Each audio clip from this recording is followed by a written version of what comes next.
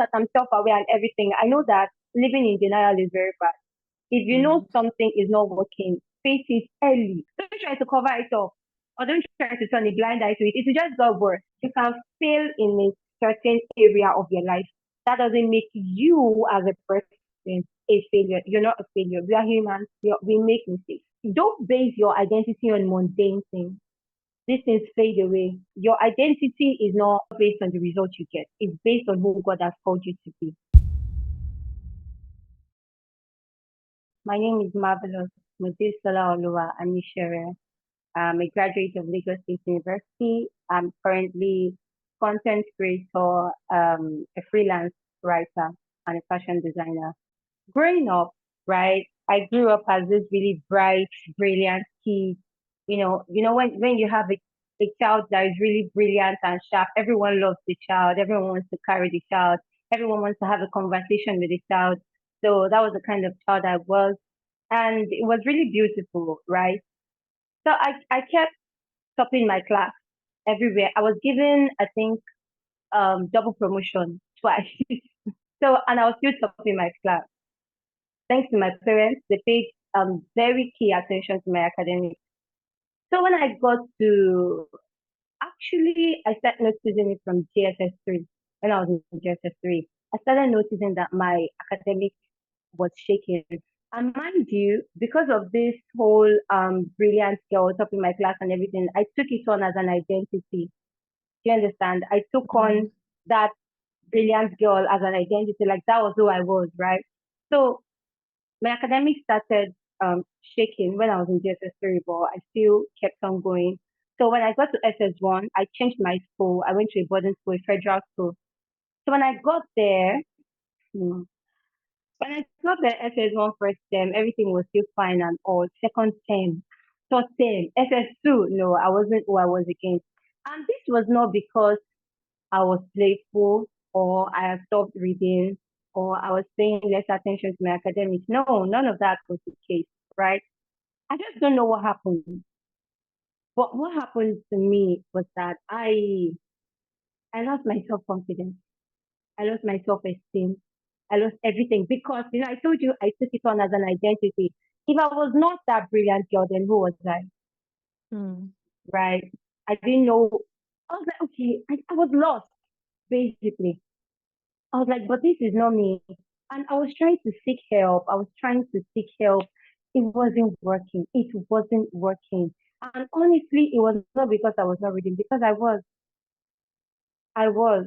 So I don't know what happened, but I know that what happened in my academics is more than I believe it's more than just a physical stuff, right? Because yeah, it was my experience, it was my challenge. I believe there was more to it than the physical eye could see. But I kept on going. So what happened was when I was in secondary school, when I was in SS2, SS3, deep down I knew my academics were shaking, right? But I was still kind of living in denial. I was trying to ignore it, like because I was still an average student. Mind you, I was not bad, I was not doing bad. But compared to what I know I used to be, I was doing bad. But compared to every other person, I was an average student. I was not failing any course, I was not failing anything. So when I got to university, when I got to Lagos State University, I did pre-degree to gain admission. I stayed on for a year, so instead of just staying on, I did pre-degree. So my 100 level when was when everything just blew up. When my 100 level result came out, I had Mm. a second class lower, 3 point something something. I could not believe it. I don't know if you understand what I'm saying. You know when you used to be this top, like when I had first position, then the person that will have second position, the gap will be huge. The gap will be very, very huge. You get, so I was looking at my result, I was like, okay, okay, how did we get here? Like how did we get here? Now that I'm self-aware and everything, I know that living in denial is very bad. If you know Mm. something is not working, face it early. Don't try to behave like, don't try to cover it up or don't try to turn a blind eye to it. It will just got worse, right? Whatever it may be, finances, marriage, anything, face it early. So it really affected my. I remember sometimes I'll be crying because I'll meet some people. Please, can you? Because I remember that time when second term exam was approaching, I was really meeting the scholars. Then results were out. You already know who is who. You already know the people talking in the class and everything. I'll meet with them. I will buy material. I will Google. I will check it. I will read. I read. I read. And then sometimes these people too. I don't blame them because they want to read also. So they'll be like, oh my god, I'm busy, this, that. I'll just go back, I'll be crying, I'll be like, God, me. Is it that these people are easy to do? Ah, to some people it might not be, but it really affected my whole psyche because that was my identity. And if I was not that person, I didn't know who I was again, right? So moving on, when I got to 200 level, second semester, I thank God, I came across this lady. She was also I studied biochemistry. I think I didn't mention that earlier. She was also in the department of biochemistry. She was in her final year and she just had interest in me and just took me up. I don't know why she took me up. But I have to say that there was a time where I think, yeah, that was 200 level first semester. There was a time where I was like, no, I've had enough. I was trying to understand a particular course. I could not get it. I went to meet several people and they were giving me different excuses why they could not explain to me at that time. And I was just tired. I went to the chapel in my school and I cried. I wept. I cried my eyes out. I was crying to God. I was like, God, what happened? God, restore me. God, revive me. God, help me. I still get what I'm trying to say. So it was really heavy on me. I went, I cried, I prayed and prayed and prayed. And then second semester, I met this amazing lady. Oh my God. I thank God. She's one of the people I consider my God sent. So I met her and she really took me off. So when we're done, and mind you, that was the time when I was not even really attending lectures like that, right? Because I was very busy. I was involved in extracurricular activities in the school. And then one thing we shall leave to the other, I will not attend classes, but I'll meet my classmates. I'll ask them what happened in school today. What were you guys doing? I'll go and meet her. Then we'll have a private tutorial on it. The tutorial was in depth. It was massive. So she basically explained the the basics. I'm using basics too much. The basics of biochemistry to me. And once you can get the foundation, you'll be able to build on it. It will get easier. It's not easy. Even medical students, they complain about biochemistry.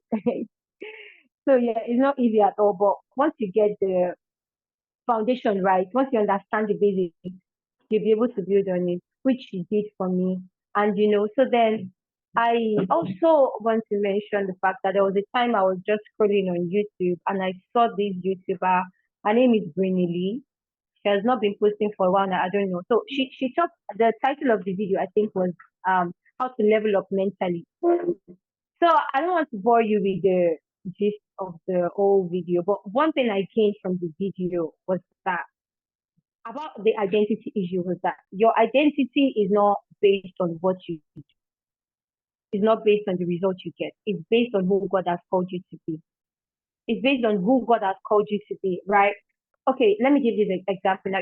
Some people that were once rich, once millionaires, billionaires, and everything, and maybe something happened, their business crashed, and all of that and they commit suicide because their identity is being a billionaire or a millionaire. And if they are Mm. not that person, they can't cope with life again, right? Because they don't know who they are again.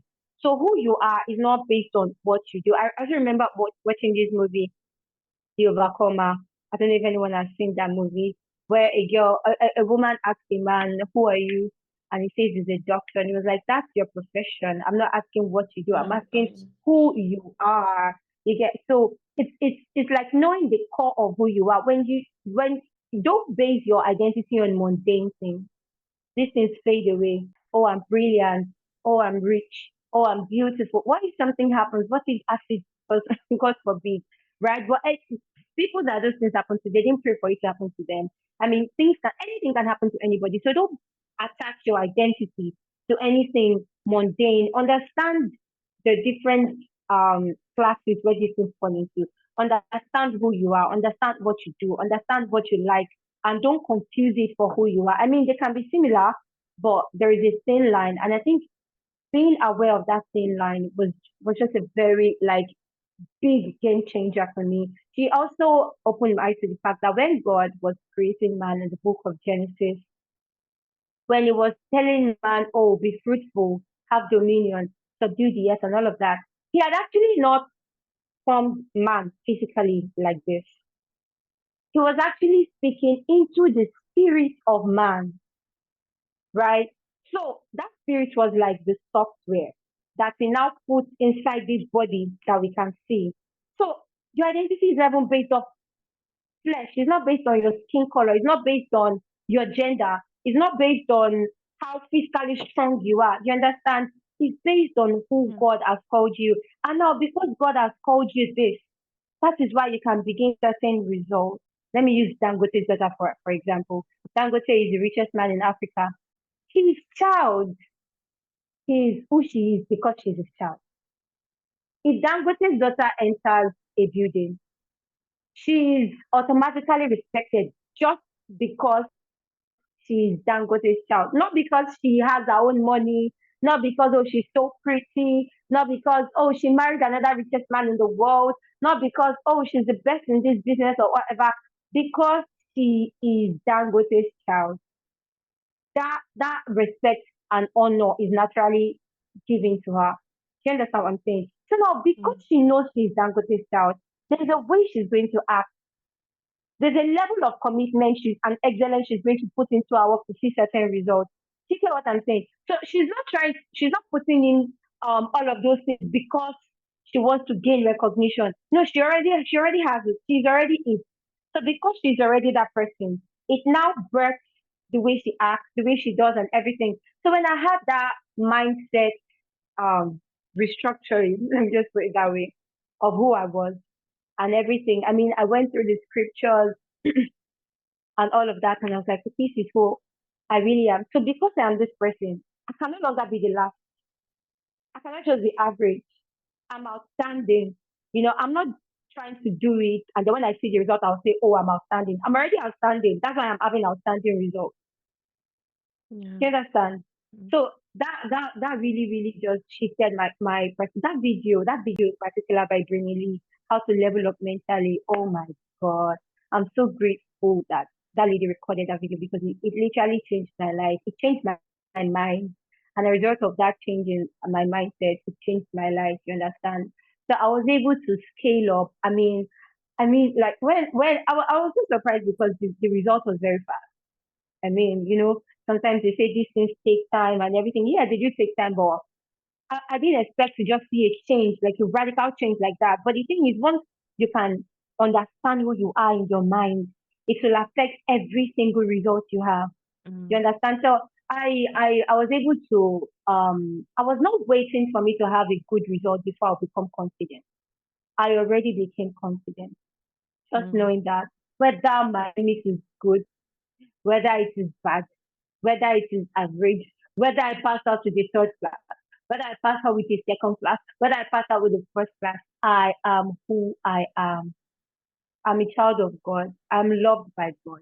I don't know if you've read this book, um, Psychology of Money. Right, the book is so good, right? I don't think the author is a Christian or a spiritual person. I don't know. I don't know about the author, but I don't think he's that kind of person. So the second chapter in that book, I think, yeah, the title is Luck and Risk. The title is Luck and Risk.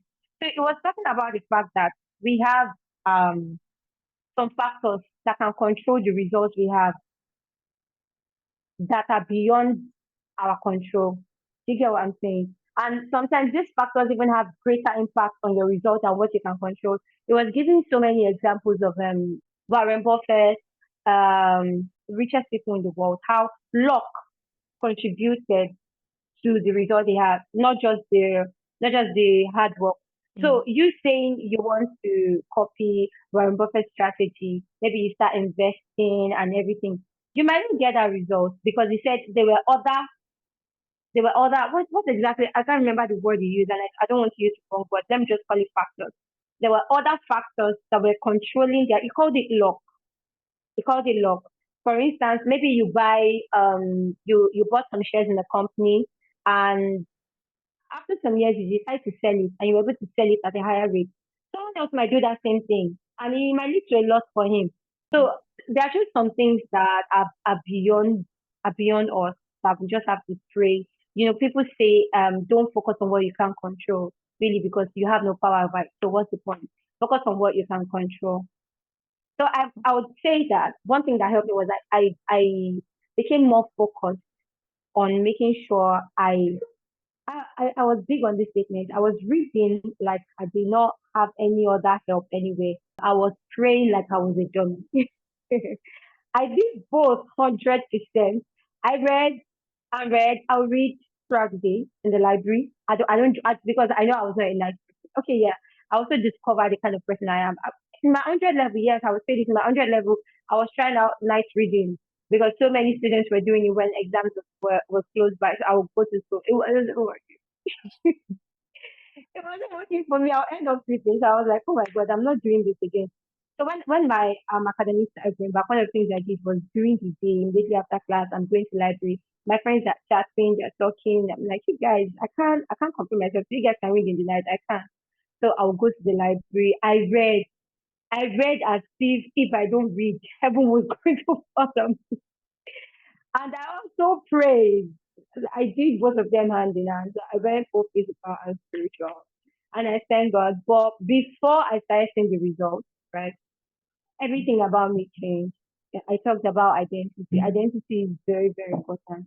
I feel like it cuts across every part of your life, such that maybe when you fail at a business, you can begin to see yourself as a failure, especially if you've been good, if you've been like hitting it back to back in business and you've been top in business and then you just have a massive failure. Your confidence will just drop like, you understand? But you need to Yeah. understand that you can fail in a certain area of your life.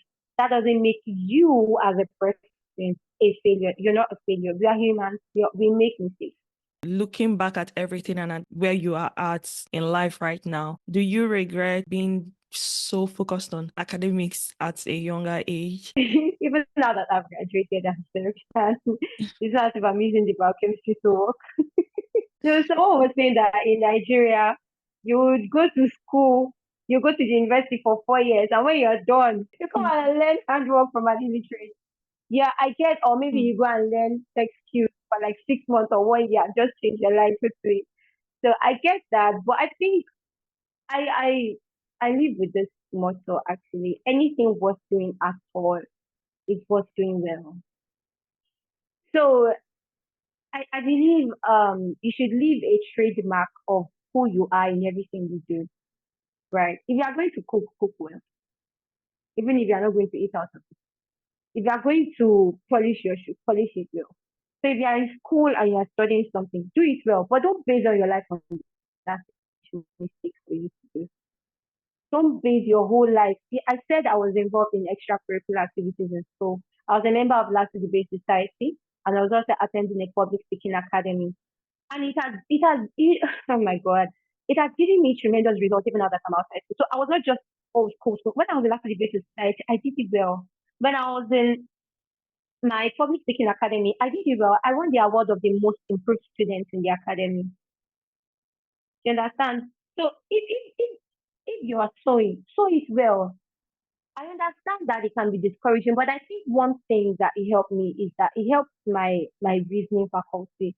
Now, I am I won't say I'm a very, very logical person, but I'm more logical. Like compared to an average lady, I'm more logical. Females are more drawn to follow their emotions rather than logic. While men are more drawn to follow logic rather than how they feel. You understand? They can easily dismiss how they feel and everything. But women, we are more, not all women, but an average woman is a feeler than a thinker. But studying biochemistry, really studying it to understand it helps my reasoning faculty. It helps sharpen my reasoning faculty because the way you answer questions in the exam, it's not just you answering questions. That was one of the things that lady also taught me. There was the time she asked me a question, I just give her the answer. She said, if you answer like this, you won't get any mark. This is how you answer. This is how you structure your answer. You have to bring it in a way that, okay, this is making sense. This makes sense. It depends on your mind basically. I know that's big, but it really depends on your mind. And aside that, studying biochemistry, paying attention to it, understanding it, It's actually a plus to me because now I'm aware of my body system. I know what's happening inside my body when I eat, when I don't eat, when I'm feeling dizzy, when I'm this, when I'm that. And when I was in 400 level, we did an amazing course. I understood that indeed the heart can control the brain or the brain can control the heart. We had so many amazing courses, which not because I want to use the certificate now to earn financially. It's just just just have a free mind. Just have a free mind to just so and yeah, at a point, studying biochemistry, it didn't become like a work to me. It became okay, this thing is expanding my mind about the human body, about how the human body works because biochemistry basically has to do with mechanisms in the body, metabolism, breaking down of food, building up of you understand that's basic. So it just became okay. Let me just it's something that now I can easily carry up about chemistry textbook, and it will be interesting to me because as I'm reading it, I'm imagining all of these things are actually happening in my body right now. So from there, when people are talking about maybe diabetes now, I can tell them there's so many things that can cause diabetes because I understand what I went to school to do. So, but the mistake you would do is to now bet on it and make it your do or die affair. Once you've done this, you have a good result. Now you must use it to work. No, have an open mind. And if you are going to do something, do it well, but also don't have a life. Let me just Yeah. say that have a life outside the academic. Please Mhm. do. Have a life outside the academic. If not, you come outside with your first class, you'll be shocked.